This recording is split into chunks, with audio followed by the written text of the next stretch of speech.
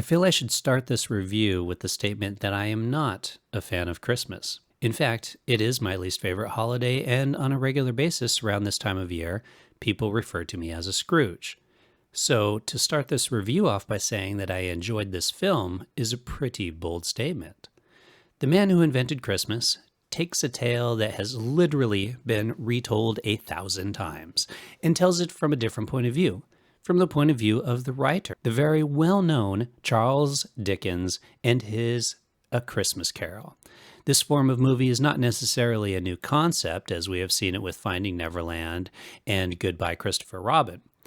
In the case of The Man Who Invented Christmas, however, the movie focuses on the inner turmoil and easy distractions that an author can go through when attempting to focus on writing. The film opens with Charles Dickens, played by Dan Stevens, having trouble working on his next novel.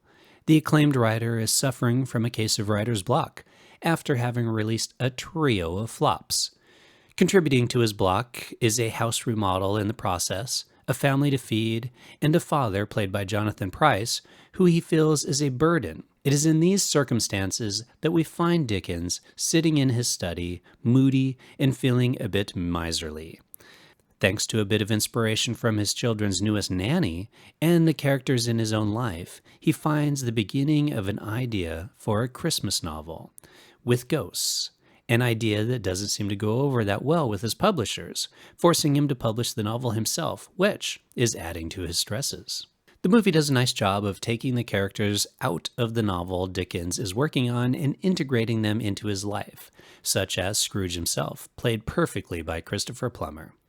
The film also does a lovely job of taking those in his life, such as his friend John Forster, played by Justin Edwards, and working them into his novel.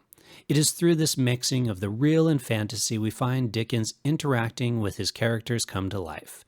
The characters sometimes working with him and sometimes against, in a race to complete his novel in time for Christmas. The movie is written by Susan Coyne, who does an excellent job of taking the text from A Christmas Carol and bringing it to life for audiences. It is a joy to hear someone say a line that we recognize from the novel as it is used in Dickens' conversations with his ghosts. For the movie snob, The Man Who Invented Christmas isn't going to set any records. We know how the movie ends when entering the theater. But, as they say, sometimes it is not the destination, but the journey that matters.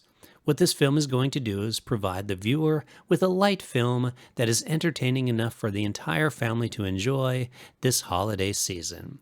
The Man Who Invented Christmas will hopefully be added to the list of holiday classics, just as many of the other films based on A Christmas Carol have been.